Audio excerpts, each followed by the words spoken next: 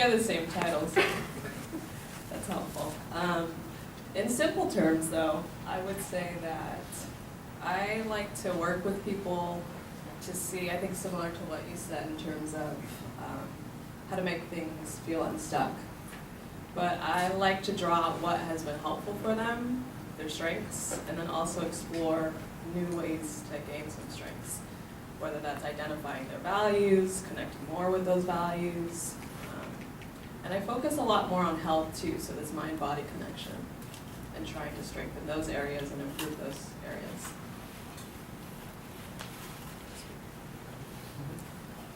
My day job is with Tech Easy Solutions. It's a new technology spin-out from Family Health Centers of San Diego, which is a community health center for low-income patients. So they provide primary care, mental health services, dental, all sorts of things.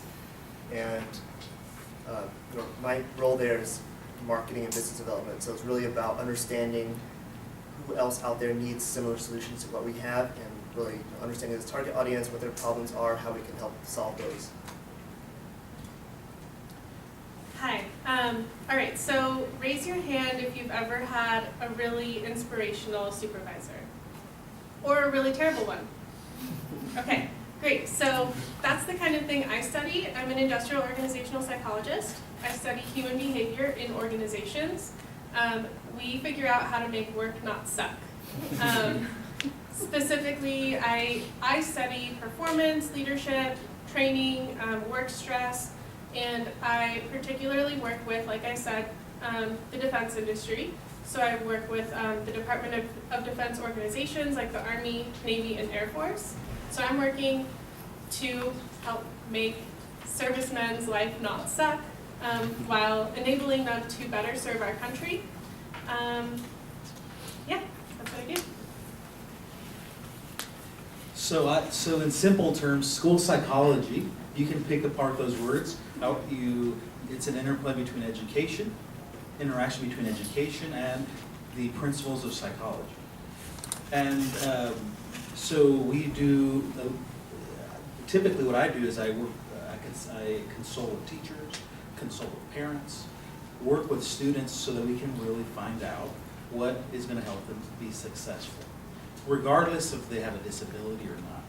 A lot of the work that we do in schools, though, does entail psychological assessment, consultation, classroom observations, helping to support the classroom in which a student is attending so they can be successful. We also help support students who are having mental health difficulties. We often have to deal with these days with students getting false information, and dealing with this crisis of suicide. And so having mental health professionals in schools is very important for students. We need to continue supporting them so they can be successful. So regardless of the challenges they have at home and in their communities, they can thrive. Okay. So for our second question, can you tell us about your educational background and how you became involved in your current industry? Was your educational path linear or non-linear? So my story is different possibly than many other people in the field. I was an engineering major for 3 years, computer engineering, so calculus, physics, spending time in the laboratory. Well, after 3 years, I just couldn't handle the solitary. I didn't like the environment, so I had a great counselor in college that gave me options. She said, why don't you take a cognitive science course? Why don't you explore psychology? I really didn't know about psychology. I did take those courses. It was one of the best opportunities I had. It was helpful because I was able to interact with professors, work in the laboratories, and so I was able to conduct research to really hone in on the area of interest that I had. After I graduated, I ended up doing a marriage family therapy, master's in clinical psychology degree. It was geared towards marriage and family therapy, but I didn't use it to stay in the MFT field. I actually went into social work. Even though it was not a social work degree, I did social work. The students actually inspired me.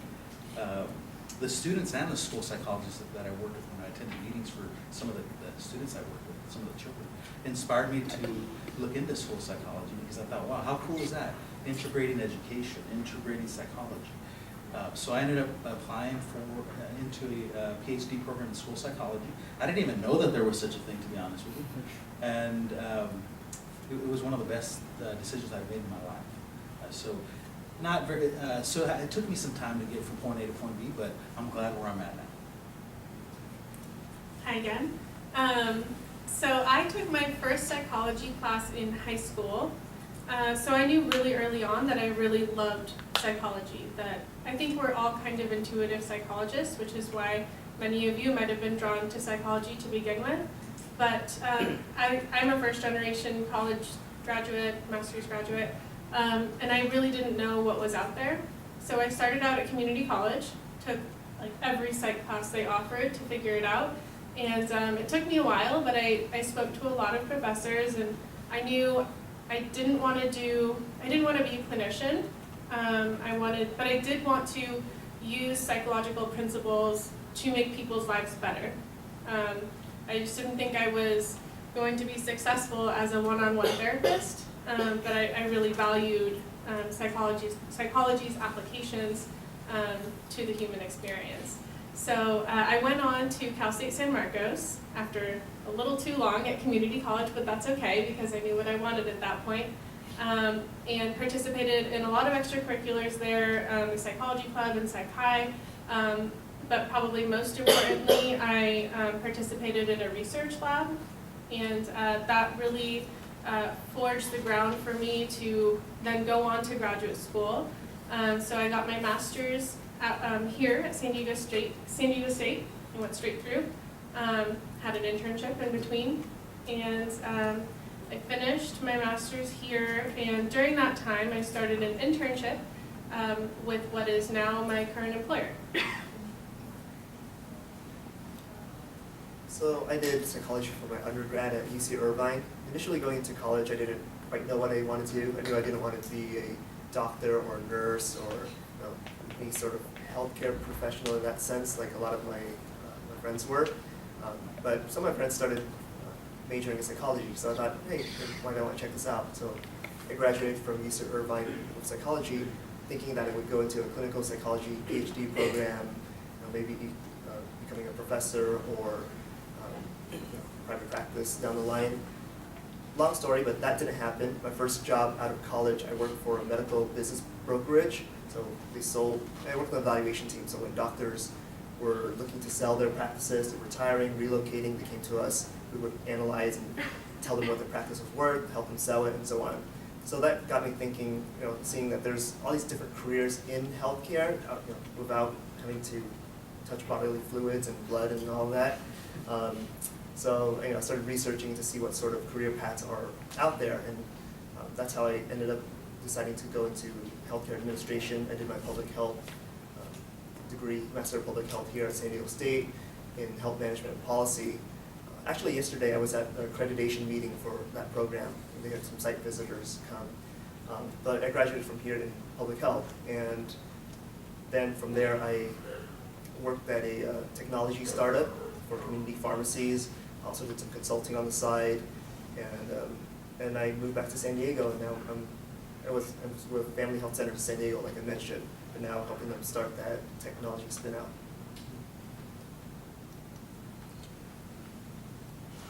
My path was very linear. So I did my undergrad here, got involved in research as well early on, and that kind of led the way. So I graduated in 2010, and straight from there went to grad school. So I actually just finished in 2016. I've been in school for a long time. So it's something to consider, as you're thinking about the future. But I think my career choice wasn't as linear. So I always thought I'd train and work in like an academic hospital doing research. And partly you're groomed for that, I would say, depending on who you work with. And I just realized, I don't really want that life.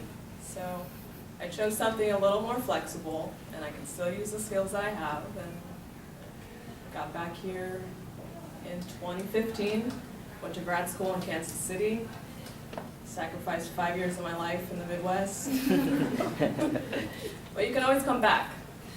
You know, so as you're thinking about grad school and where to go, like, just know that you can always come back here. And you're not gonna get stuck somewhere. Like, if you really wanna come back, you'll make it happen. My career path, I would say, was a combination of linear and nonlinear. I got interested in psychology in high school, but when I went to high school, they didn't have psychology classes. But then in undergraduate school, I was a psych major, and that was interesting, and I liked both the research side and the research questions, as well as the clinical side of it. Then I worked in some community clinics for a while, and that got me interested in more education. So I started a master's degree program here at State in the psych department.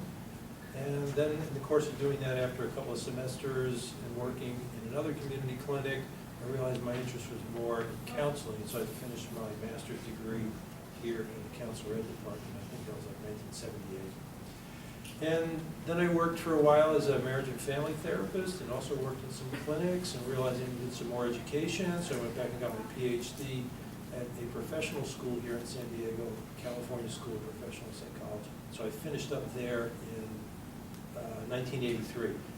And then, as maybe you're aware, psychologists have to take a state licensing exam. It's partly a national exam, partly a state exam. And so I completed the hours for that and did that, and then started working as a psychologist, first in hospitals and then in my private practice. I don't think anything I've ever done in my life is linear. It's kind of a crazy zigzag. My undergraduate was radio and TV production. What I love is stories and people's stories. And I still do. And that's attached to everything I've done because our stories follow us and inform everyone around us who we are.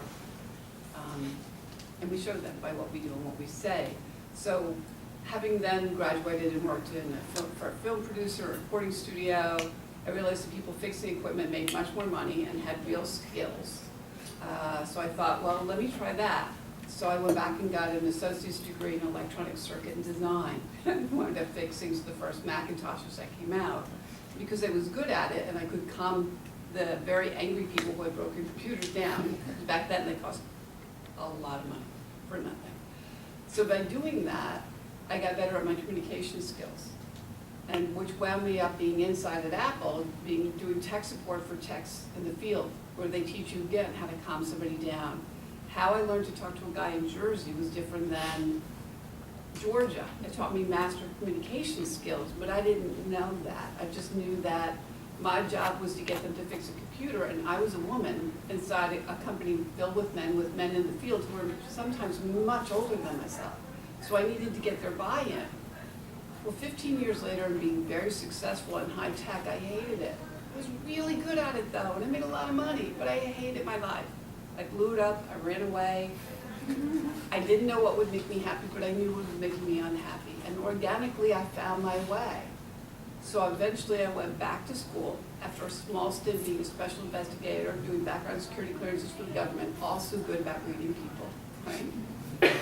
For school counseling. And then have worked in a counseling field ever since, but again, nothing linear. Yeah, so what are your day-to-day roles and responsibilities, and what might a typical day look like? And if you don't have a typical day, how do you spend the majority of your time? What I like about what I do both at SDSU and outside is that it's people-driven. I see students one-on-one, and I help them with wherever they're stuck and what they need. I'm available 3 days a week for walk-ins, so I have a block 2 hours on Monday, Wednesdays, and Fridays where any student can walk in, especially STEM majors, because that's primarily who I focus on, and help them with, again, wherever they are stuck. Outside of that, I work on programming and events. I go to student orgs and clubs, so it's very dynamic. It's coming and going and responding to the needs of the people and organizations around me. And also trying to come up with things that will make other people's lives better, like these kind of programs, right? Where you get some hands-on and real-life experience. Outside of this, I primarily work with clients at night and sometimes on Saturdays. Most of my clients don't live in San Diego. A few have over the years, and they'll actually come and sit on my sofa. Some of the LA clients, once in a while, want a full experience, will drive down to sit on my sofa, because evidently I'm animated. Full show. But many are in New York or LA. Sometimes they're in other parts of the country, because it's more or less word of mouth how folks find me. I don't really advertise, and then I only work with a select, depending on how busy my job is, I'll work with a handful of people as far as life coaching.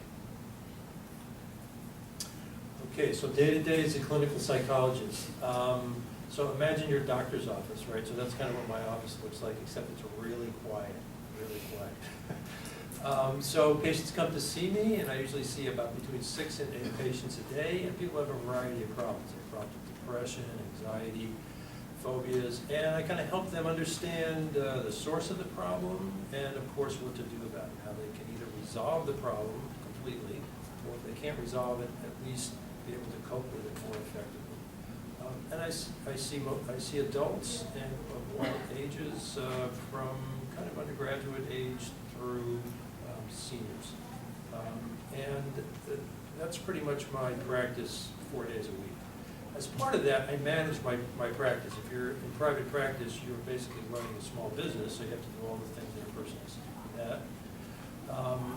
I spend a fair amount of my time learning new things. I mean, whether it's something, a patient's got a complicated problem, or I'm learning a new technique, a new way to intervene with people, so I spend time doing that.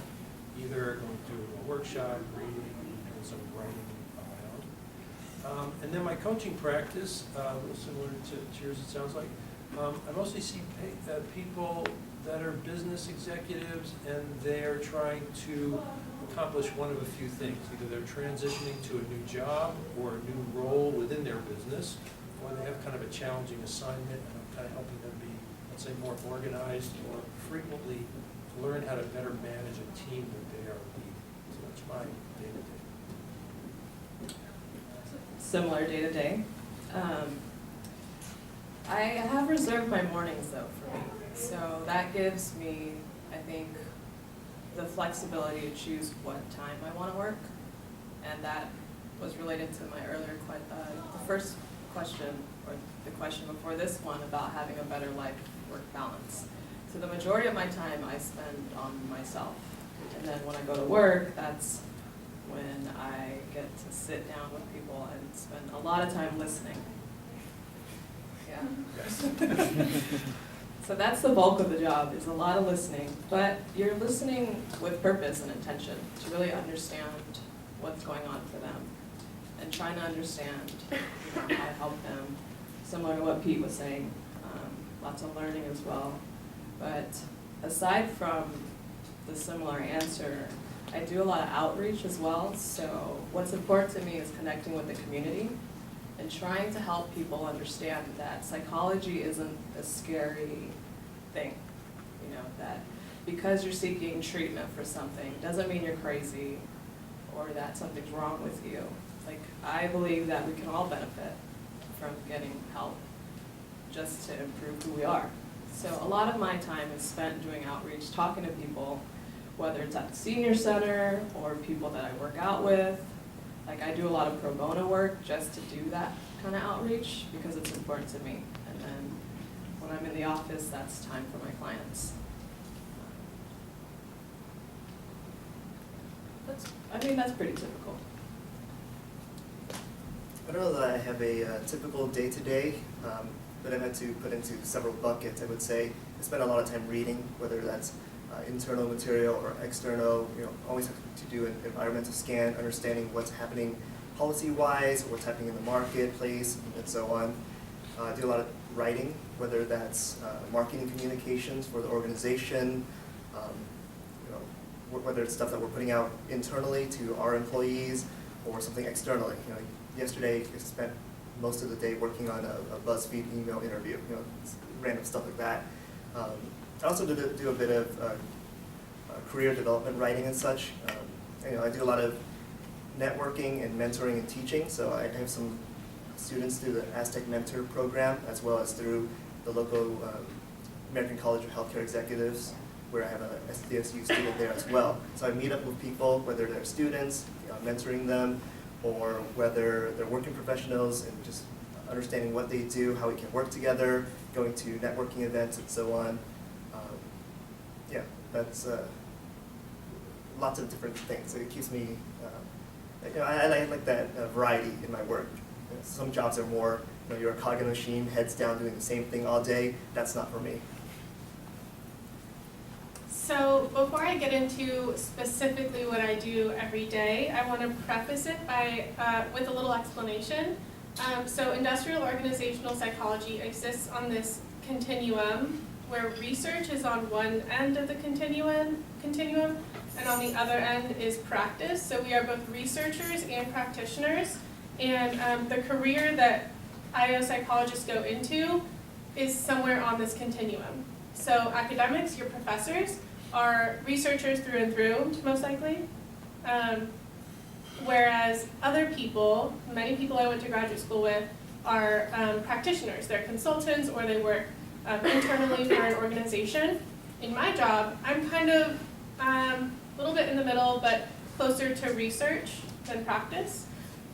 So I spend a lot of my time doing research. So that means asking important questions and talking to my customers about what questions they have, figuring out how to answer those questions, probably collecting data, analyzing that data, writing that up, delivering a report, but also coming up with real solutions, which is where I'm also a practitioner. I don't want you guys to think that IO psychology is just research though, just because I'm a researcher. So I got a couple other examples for you guys from some of my friends who work in the field that are more practitioners. So my friend Tiffany, for example, is the global head of LinkedIn's business leadership program. She and her team provide early career professionals with unique growth opportunities to learn skills critical to leadership. So she's like a leadership developer, right? My friend Barry works as a diversity and inclusion consultant. So she works for a consulting firm who specializes in diversity and inclusion. Other companies hire her company to come in and facilitate trainings to help employees better understand how to work in a diverse culture and be inclusive of diverse culture. My friend Katie gathers data through interviews and job observations and surveys to understand what knowledge, skills, and abilities are critical to jobs. She uses that data to then help companies. She actually works with firefighters and police officers to develop really good selection devices. So how do you test for those specific skills that are needed? How do you interview for those skills that are needed in a way that is valid and actually going to get you the personnel that you need that are going to be successful in those roles? I work with younger children at an elementary school. That's where I spend most of my time. So one of the first things that I do along with my team, including the principal and other leadership members, is we try to motivate students. We give high fives. We want them to walk into campus and feel that they have someone that believes in them. Because far too often there are a lot of students that have issues.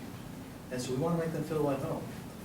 Is that psychological work? No, it is being part of a team to support student success. And really, in my role, that's what I do. After motivating students, I consult with classroom teachers. I do walkthroughs to do observations of students if I'm collecting data for an evaluation. About 50% of my work entails doing psychological educational evaluations. Often students have not been diagnosed with a certain disability. We have a lot of cases of students who have autism. We might suspect that they have some disability. The great news is though we're not assessing them as a method to diagnose them. What we're trying to do is assess them so that we can provide effective interventions that are educationally relevant. Okay, so we're different than a private clinical psychologist and private counseling psychologist, in which we're focusing more on educational relevance. We receive funds from the federal government and state to provide programs for students. Students that we work with often receive individualized educational programs. So part of my duty is to work with a team of special educators, occupational therapists, speech pathologists. We have a team, a multidisciplinary team that works with students who we feel, who have shown a need for support so that there are assessment processes that take place. So throughout the school day, of course, there might be crises that happen. So I will support the team, and sometimes students might have a breakdown. So what am I doing? I'm trying to help them through that problem, giving them strategies for calming down, working with their families to help support them when they're showing these behaviors at home, and then again, helping students be successful. On the days that, I forgot to mention earlier, I'm also an adjunct faculty, a lecturer in the Graduate School of Education, the Counseling and School Psychology program. And so after my day is done, after having done assessments, and maybe I'm going to have a meeting at the end of the day, I drive over to San Diego State and I teach graduate students who are interested in school psychology. And so the reason I like to do that is it helps me to stay abreast of literature. It helps me motivate others to that want to be school psychologists. And working in public education is fun, exciting. You also get the nice little vacations that the students get as well, so that's also perfect. Thank you. What are some of the ways that college coursework has helped you in your career, and what classes and topics were most beneficial to you in your career? So for psychology in general, I would say when I was an undergrad, the research classes that I had were very helpful. Statistics was very helpful, currently helpful now because we do a lot of analysis of data. I also conduct applied research, so a lot of that coursework that I did as an undergrad was very helpful for the work that I do. In graduate school, actually was much more helpful because I took courses that were a little more advanced in their statistical analysis, structural equation modeling, hierarchical linear modeling, that really look at longitudinal data and are able to parse a lot of the data, a lot of the factors that contribute to difficulties that students see. Of course, as a practitioner, I'm not able to do that as often as I like. But in my job, I am able to do scholarly writing and research. So that coursework, as a school psychologist, assessment, academic interventions, cognitive assessment, cognitive interventions, the courses in risk factors, social psychology are very instrumental coursework. As my colleague mentioned earlier, participating in lab as an undergraduate was probably the most stimulating experience for me because I not only was able to communicate with a faculty member, I was able to ask them questions. They really gave me some excellent advice. And working with the graduate students as an undergrad is also very cool because they tell you things that you sometimes don't hear in your lectures. And so they tell you the good things and they tell you some of the not so good things about it. So it helps you think through some of these things that you're having. So and the learning doesn't stop once you're done with as an undergrad. The learning continues. You have to continue that knowledge base because the world is evolving, the world is changing. The last one I'll take is for the work that I do, coursework in culture, understanding language, and how diversity, how we need to account for diversity in our practice is very important. So I'm going to reiterate a lot of what you said. Probably the most important classes I took, especially in graduate school, are my statistics classes and psychological testing and measurement classes. Those are the things that I use every day that you don't just look it up again. So, I mean you do, you refresh yourselves, but what I mean is in my seminar coursework, if I don't recall a particular theory, I can go read about it again and relearn it, immediately pretty much. The stats and the psychometric testing Those are the things that you really need to learn over time in your coursework. So those are the big hitters for me. But also, I mean, outside of just like your typical coursework, it's really important to be able to work in a team. So I really benefited a lot from like projects. Also because you get to apply what you're learning to these projects and actually, you know, use a lot of these theories and see how they play into people's lives. Yeah.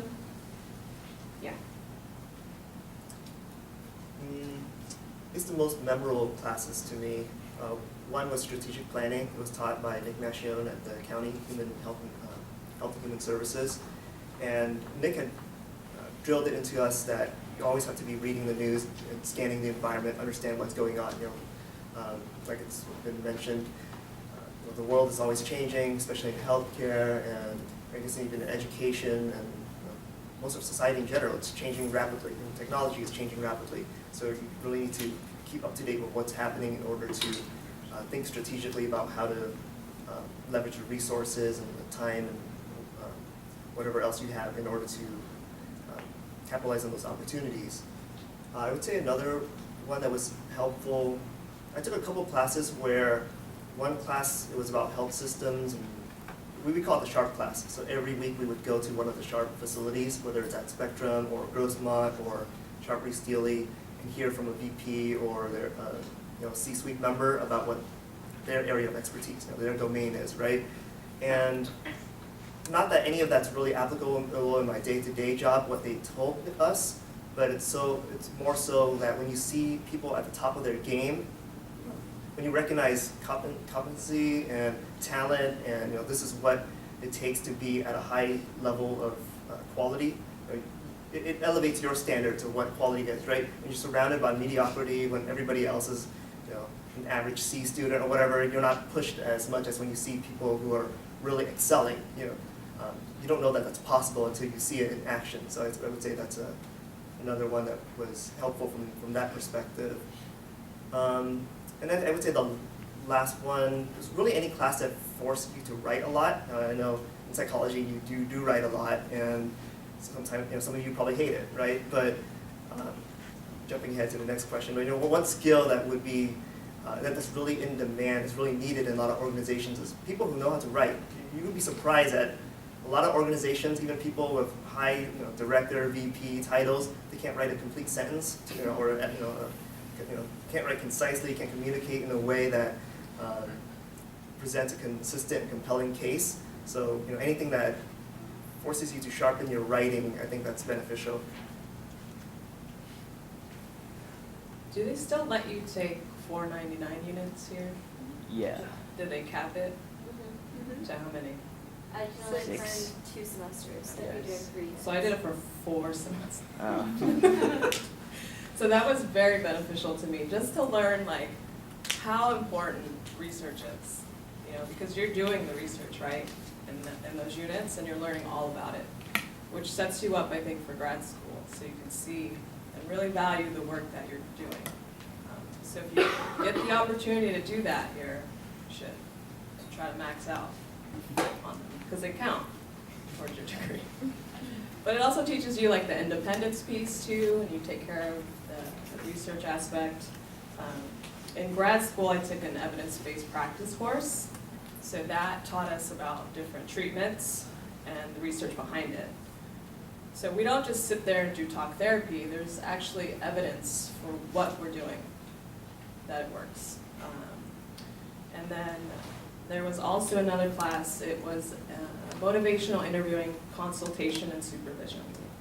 So I have a lot of training in motivational interviewing, but this class stood out for me because I had the chance to supervise pharmacy residents. So if you get the chance to work in that kind of dynamic, that's going to help you along your way too.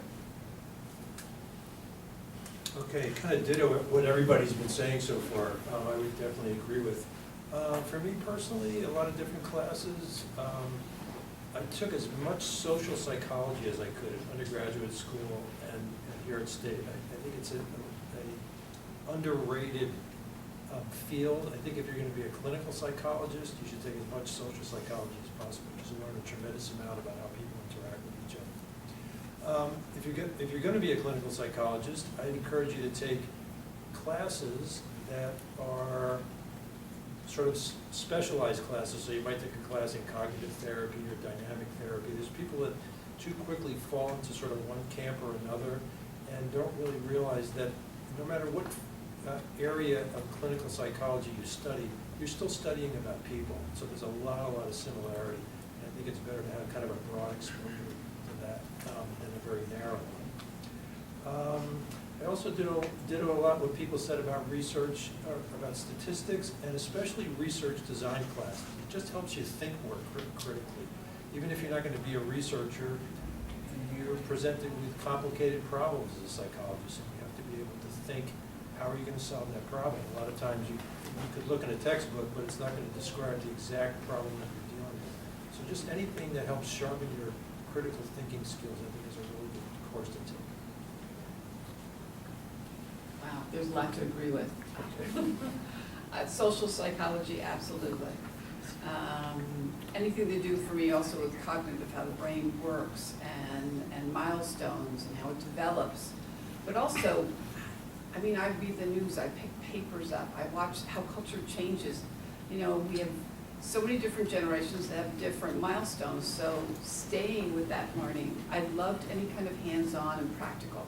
So when we took group dynamics, where you then ran groups and practiced on each other and watching how groups form, right, and the milestones on that, those are things you'll watch over and over, whether you're doing with a client or you're working on a team or you're on a school board for your kids. You're going to watch everything you've read, but being able to apply it with a real hands-on fashion. So starting to do practice and working with students, and from little kids to older kids to adults, and watching the different patterns, to being able to work with people who are very different than yourself, and finding what were similarities and what are differences, and finding out sometimes there are a vast amount of similarities, and even though somebody doesn't look or sound or be anywhere near the right age. So I think taking things that I learned in a classroom and taking them out into the world and through practicum or volunteering made them real, actionable. So anytime that I got a chance to do that in a class, whether it was a lab, was hugely beneficial. And for our last question, what skills and experience would you recommend that students gain for graduate school or the workforce? Writing, absolutely. Oral and written communication, top of the list. In fact, it's one of the 8 competencies employers look for. I can probably rattle off the other 7, but I will not in this talk. But that's highly, highly important. And also being able to listen. And we talked about that up here. You spend a large portion of your time listening to what people say, but what they don't say. Letting silence do a lot of work for you, right? There's so many tools you learn, but you only learn these by being out in the world and doing things. So I'd say have as many opportunities as student orgs, being part of a volunteer group or a nonprofit. The more you practice, the better you are, and the more you learn, and the more that your intellectual landscape and knowledge that you've got in the classroom has real dimension. We only really learn things by doing. The best thing I can say is, you all know what love is when you're a kid, right? You have that intellectual knowledge. But the first time you fall in love, now you know on another level, right? You know what it feels like. Now you're listening to the lyrics. Everything you heard before, you're hearing it the same way, but you're different because you have so much of a deeper understanding. And if something happens where that person is gone, you have that next level. So it's having those experiences with people, taking that intellectual knowledge to a place where you really can practice. And that's the best thing you can do with your education. It's hard to top that. Okay, what can I add to that? I would agree with everything you said, especially about the writing. Okay, if you feel challenged around writing, don't feel bad about it, because I think most people are. There's some people that are just particularly good at it from an early age, but I think a lot of people struggle with that. The other thing, and this is an interesting thing I've learned in working with executives, a lot of people have difficulty reading because they're really embarrassed to talk about it. And that's the way we learn a lot in life. We definitely learn from doing, but we also learn a lot from reading. So I would encourage you to try to advance your reading skills literally throughout your entire career. And that might seem like, well, heck yeah, you learned how to read in, 4th grade. What else could you read? Well, the more complex stuff you read, the more interesting stuff you read, the more you kind of read in depth. It really advances your knowledge. The other big thing I would really encourage you to focus on is understanding yourself. Who are you as a person? What are your needs? What are your interests? What are the things you like to do? What are the things that challenge you? If you can identify that for yourself and figure out ways to learn that, I think that's a really good thing to take with you, not just to graduate school, but for the rest of your life. And definitely something that Kyra said, people learn through doing things. Intellectual knowledge is great, but you have to apply things. I'm gonna say the same for both of them. But in terms of variety of experiences and clinical work, so if you're thinking of clinical psychology, then if you can get a variety of clinical experiences, that can help you connect with yourself and see if you like that. So what Pete was saying in terms of knowing yourself, I think a skill to develop is self-care. So really connecting with yourself to see what it is that you need. I don't know if many people think about that, so that you can think about how to take care of yourself, so that you can take care of the people you're working with, and some self-compassion too. There's a lot of skills that I could talk about, but I'm going to focus on one, is around networking. Now, if anybody's interested more after this discussion, I write a career development blog called purposeredeemed.com. I have some cards over there if you want to take a look at it. But networking.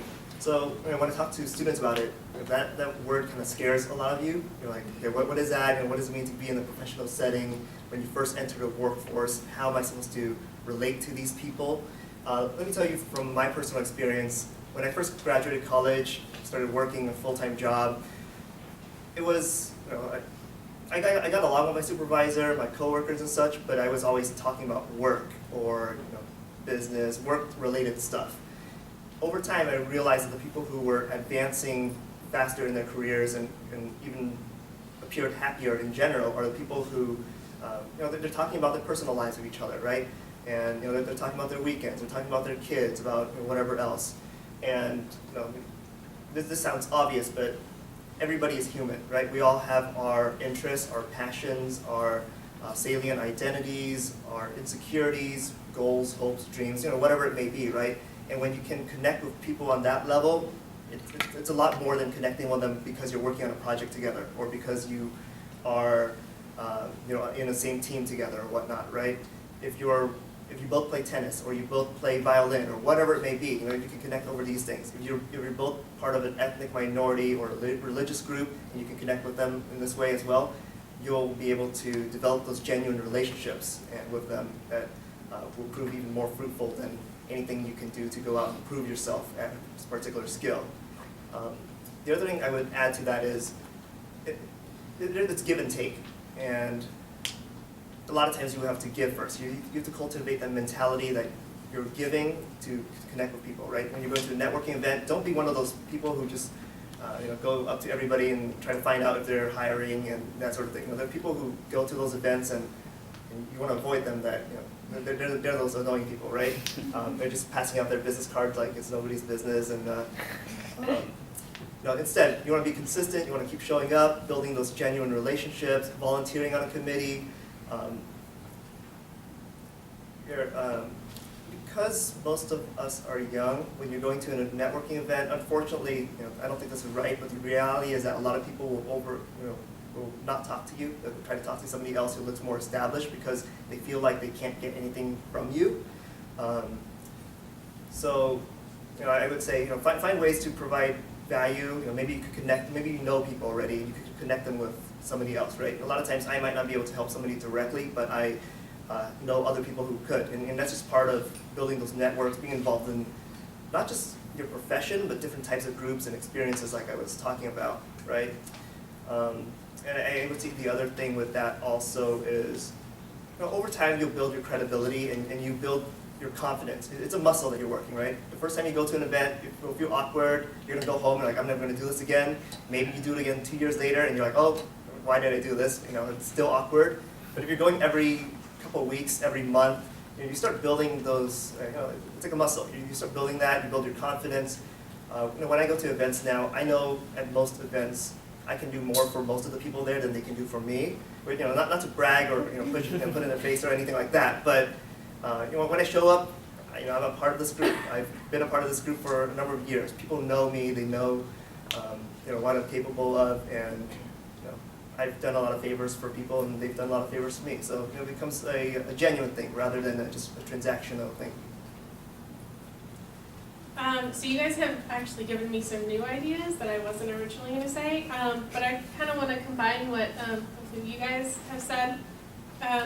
When it comes to both networking and self-care, one thing that I would recommend, and this isn't necessarily directly related to the question, but develop hobbies that are good for you, but also that you can talk to people about, so like not partying, like other hobbies, other things that you do on weekends.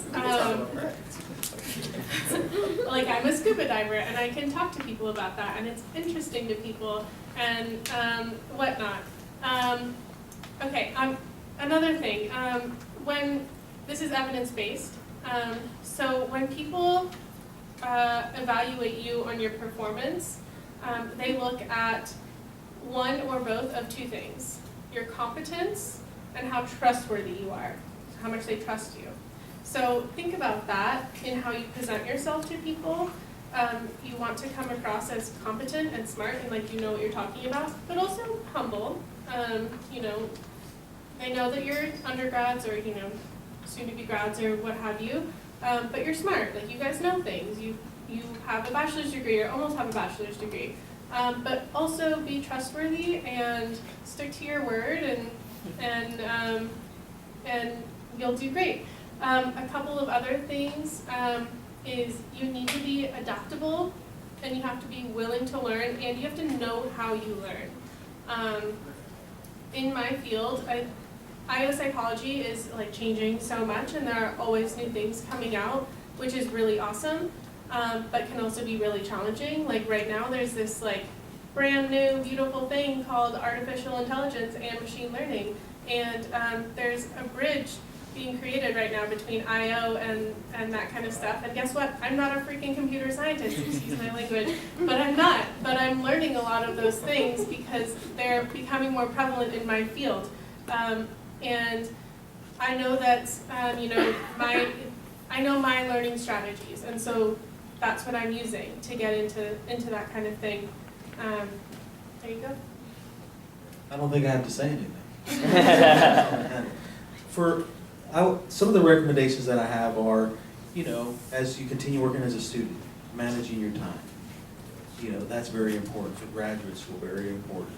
For, some psychology fields require more psychological report writing. So if those are the cases, that time management skills spill over into your work as a professional, and you'll be able to meet deadlines and make sure your work is solid. School psychology is a very litigious field. We tend to have many advocates at meetings, and so you want to make sure that the information you're doing is well done. Collaboration is very important. In some courses in graduate school, you have to collaborate. In others, it seems like it's an individual component. What I have found when I was in my program is that I developed, my colleagues and my cohort and I developed a lot of trust with each other. We worked together. That helped with being resourceful, asking questions of one another. Because there are times when you may lose confidence in what you're doing. And so having people that you can talk to in graduate school to regain that belief that you're there for a reason and that you're going to get there is very important. Okay? So maintain that belief in yourself. Working with people also requires compassion. And supporting people. It's not about money, although we all want money. And some fields, some folks on this in this panel here make a lot of money. Okay, But it's not, it really isn't about the money. If your work is solid, then those opportunities will emerge. And you can do things like work in a school setting and also do private practice, work in a setting, teach courses, or no longer work in a school setting because you want to set up a private practice to become an educational psychologist, in my example, for example. It's something that I would do later. But if your focus is on money, it's really going to cloud your vision for what you want to do, and it's actually not going to be as exciting. Your work probably won't, your work performance will probably decline because of those. Your vision of what you believe in is going to change. I also believe in, for fields in school psychology or education, or the integration of education and psychology, is ensuring that you're going and shadowing with various professionals. So what I do with the students that I work with is I recommend that they spend a day with the school psychologist, spend a day with the clinical psychologist, spend a day with the counseling psychologist, so that you really know that that's what you want to do. Spend your day with an IO psychologist, okay? If they have the time, but anyone who has the time. But it's really good to understand what you want to do, then you can pursue it, okay? I had many colleagues who started in school psychology. They wanted their PhD in educational psychology, but as soon as they went into the school and they did their practicum experience, they realized that it was very difficult for them to work with children that had disabilities. So it's better to know about those things early on, so that you don't move on to that program and then realize that you're now having to do this program, but you don't have the heart or the will to do it, okay? And lastly, for school psychology, some of you may not want a PhD. Some of you may not want a PsyD, okay? A PhD or Doctor of Psychology. School psychology is a field where you can get a master's degree and become a school psychologist specialist. You're not able to do many of the things that someone who with a PhD can do outside of schools, private practice, and that sort of thing. But there are some areas in which you can do, like limited licensed educational psychology assessments. But for instance, if you're really interested in school psychology, but you don't foresee yourself moving on to PhD level work, or you want to focus particularly on practitioner, you can do that. The program here at San Diego State is an educational psychology, it's an EDS degree. That's a 3-year program, 1-year internship. You get a master's degree and an EDS, and you also get a credential from the state of California to work as a school psychologist. Once you're outside the school, you're not a psychologist, but your work is always going to entail being in schools. And I think that's about all the time I have. I can keep talking, but I'll stop. Thank you. And so that concludes our moderated Q&A. So can we please have a loud round of applause?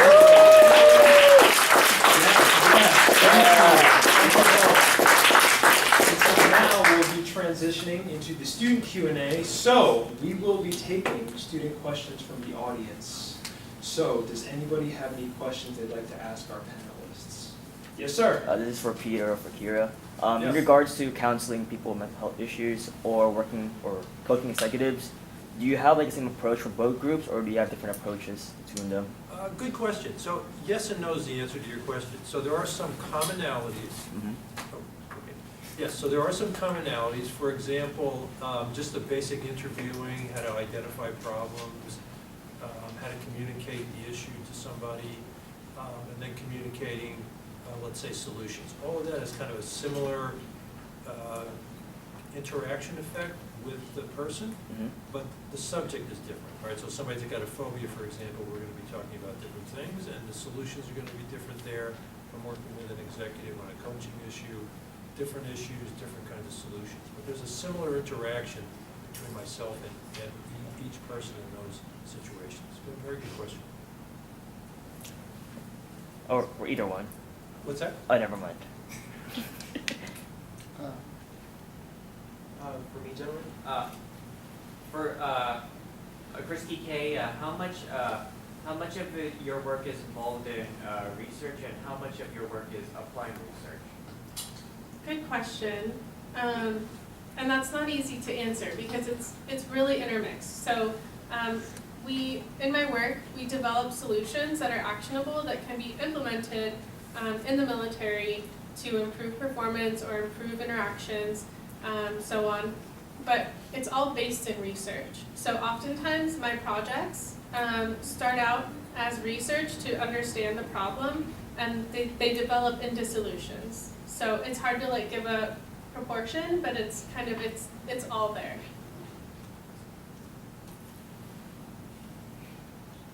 Just as kind of open-ended question for the whole panel, or at least some of you.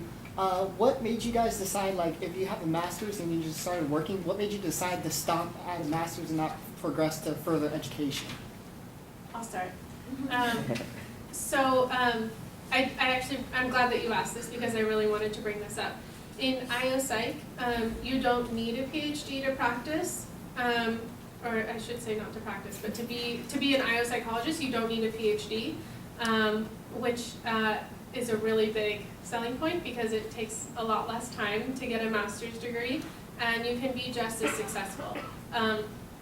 The biggest distinction between getting a master's degree and a PhD for IO psychologists is if you want to go academic. So that means if you want to work at a research institution like a university, then you need a PhD.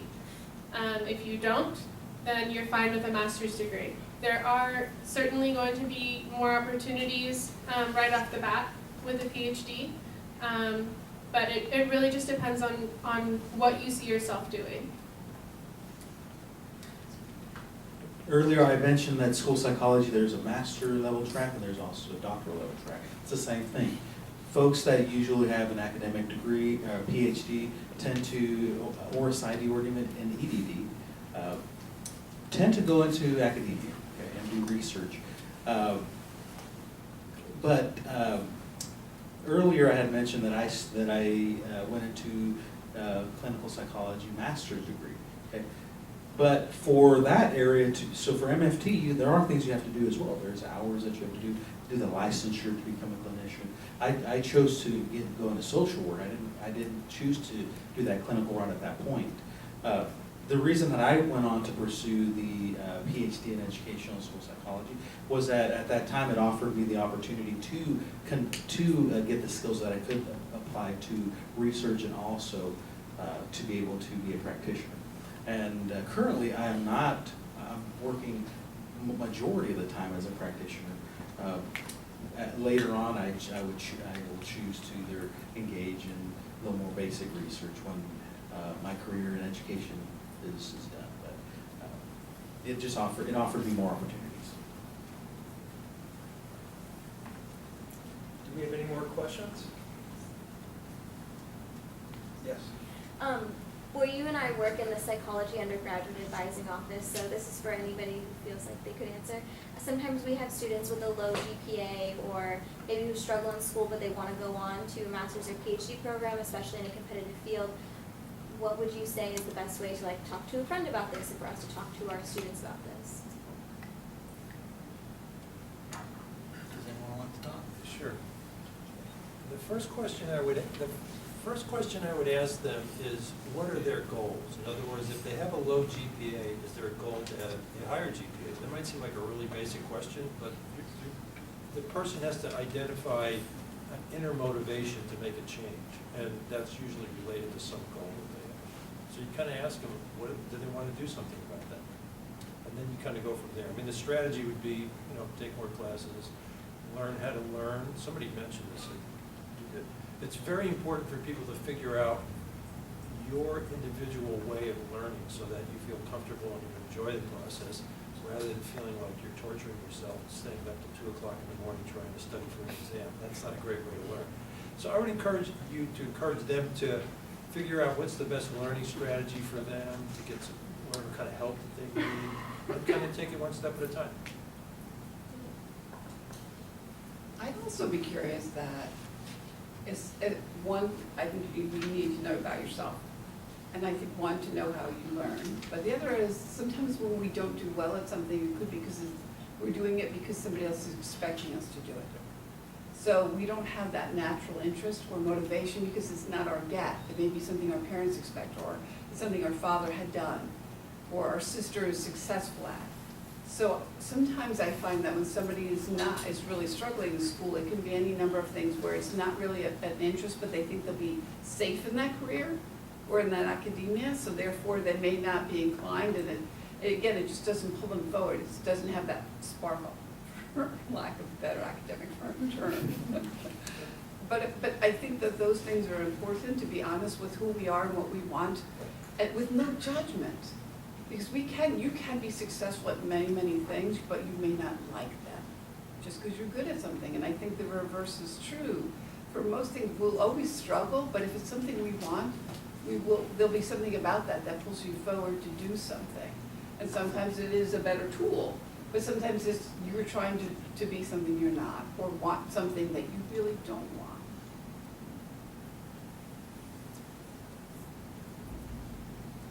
Just one thing I want to speak to there. I agree. What is their goal? Is it do they need a higher GPA to get into grad school to attain that goal, and so on, right? But I want to say also, I feel like a lot of times when people place a lot of their worth in their success, whatever that outward measure of success is, and GPA is a very transparent measure, right? And I want to say, just because you have a low GPA doesn't mean that you're going to be bad in a particular field. It might be. Maybe you would suck at it, and that's not the right thing for you. But for a lot of people, they graduate with low GPAs, towards the bottom of their class, but they turn out to be fantastic practitioners in whatever their field is. And then I want to say the other thing is, so I also teach at National University, and I'm going to start teaching at USD soon. But at National, a lot of the students are great, but there are also other students. Now, keep in mind, most of these are non-traditional students, right? A lot of them, they care more about the grade than about learning. I would say as long as you care more about learning and continue building on that, you'll get where you need to be. It might not be exactly what you envisioned, but you'll get to a place where you'll have peace and do well in it, rather than chasing, arguing with me over, that the grade should be a few percent higher when, like, okay, I really don't care if you have that A- instead of that B+. You're still going to suck at your job, right? Fighting over the mic.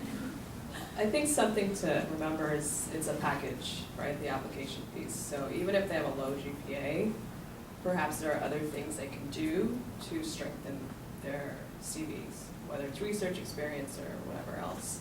So helping to inspire that piece of it for them, so they don't just lose hope.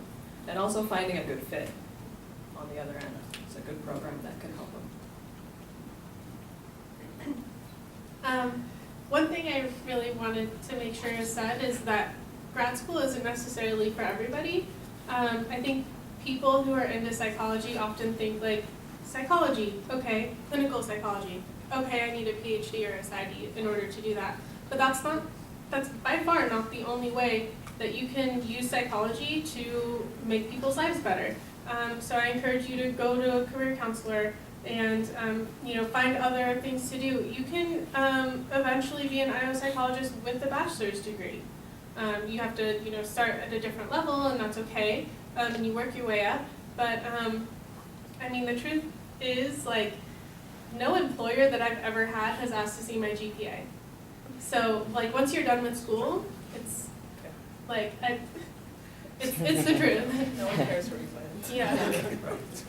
For the students that do go in and need help about this, that they're concerned about their GPA, I do review. I'm part of the review panel for the program at the school psychology program here at San Diego State, and we do have students that apply that either have their undergraduate GPA did not meet the cutoff, but what they ended up doing was they did a program that allowed them to either take those courses through continuing education, or they did a master's degree to strengthen their understanding of the area they're going. So I do agree that it's the entire package, but it's never a done deal. If this is something that you're truly interested in doing and you have it, there are times when students they come into the university and they're lost, and so their first 2 years may have been just trying to adjust. And that's unfortunate for them, but they showed a progression in their application. They did a lot better in their coursework in say, for example, psychology. So meeting with your counselor regularly, not giving up on yourself and saying, yes, I can do it, if that's really what you want to do. But there is a pathway for you. And so I think just keep moving forward. Thank you. And so can we please have another round of applause for our panelists? Okay, so that concludes the student Q&A, but before we transition into the networking session, I want to share with you all some mental jewels that our panelists have shared with us today, okay? So, if you have a pad of paper, now would be the time to get ready, okay? So, for those trying to navigate their career and their major, it's okay to start off broad and go along and then specialize later. So you can start broad, and as you gain that experience, you can go more specialized over time. Explore your interests. Take classes that interest you, right? And if you can't take classes, go online and do your research. That's very important. And if you can, gain experience in labs. That's very important from what our panelists have said. Also, for thinking about what kind of career you want in the day-to-day, think about it. Do you want to do one thing day after day and specialize in that? Is that what you want to do? Or do you want more dynamic days where you do multiple different things? Think about that in your mind as well. And also, our panelists serve a number of different students of different populations, and they serve people from different age ranges. So maybe something to help you clarify who you'd like to serve is, well, what are the age ranges of the people you want to serve, right? What types of people, right? That's very important as well. Also, some courses that would be beneficial to psychology majors are research courses, statistics, assessment courses, language and culture. What else? Project experience, social psychology as well as cognitive psychology. And then this is the important part. Skills and experience that is important to gain, right? There was a big emphasis on writing, and as a professional writer myself, what I can say is, if you want to become a better writer, master the art of outlining. Outlining is the secret to effective writing. So master outlining when you write. Build your communication skills, right? So speaking, going to networking events, meeting different people, and really, like Christopher was saying, adding value to them and going to these events looking to give first and then to receive later. So identify what is it that you can help this person do? What kind of value do you have that you can provide them personally and professionally? Also, an emphasis on self-care. If you're working in the psychology field, you're working with people, it's important to check in with yourself and give yourself what you need so you can better serve others around you. Join groups if you can, and that'll help with your networking and communication skills as well. Have hobbies, do other things besides academics that you can speak about. Also, it was mentioned, your learning style. There are quizzes online that you can take to identify what kind of learner you are. So if you go to Google, type in learning style quiz, you can take a couple of quizzes, and that will be the key to your success, because that'll tell you how you take in information, which will kind of lead you to what kinds of programs would be beneficial for you. And so lastly, what else? Oh, informational interviews. If you do your research and you decide, okay, I want to kind of go in this field, or this looks interesting, if you want to get a closer look into it, email a person. See if you can reach out, have a phone conversation or email conversation with someone. LinkedIn is a very, very effective tool to do that. I've done that myself, and this is how our panelists came here today. So LinkedIn is a great, great tool you can use. So those are some of the mental tools that we got here today. And also, if you're wondering, okay, I heard all this, what do I do next? Over in the corner there, you can see we have a student resources section, and there is a handout that has all of our panelists' contact information, so you can ask them questions, and it gives you action steps you can do to improve personally and professionally, okay? So we just want to leave you with that. And so for the networking session, for those who will be skipping the networking session, we want to say thank you so much for coming. Please fill out the evaluation survey, and please be sure to throw away your trash in the corner of the room and leave your survey on the check-in table out front. But for those who will be staying for the networking session, how it'll work is each panelist has their name around the room. And so what we're going to do is have each panelist go to their side of the room, and then everybody can get up and go speak with our panelists. So that will be concluding the event, and we'll have the networking session until about 2:50, 3 o'clock-ish, okay? So thank you all so much. So can we please have Dr. Gutierrez over here by the windows? Thank you. Kristy, if you'd like to join us. There. Oh, really? Yeah, she was Double doors. yeah. I wish I joined Simon, honestly. I just didn't. Dr. LiBero. You're impressing me with how organized. I got some stuff, but I don't have a lot, but you know, you get by. I kind of know what I'm talking about sometimes. I mean, if you do that, you're going to get better from there. That's technically true. That's a good idea. Free food is free.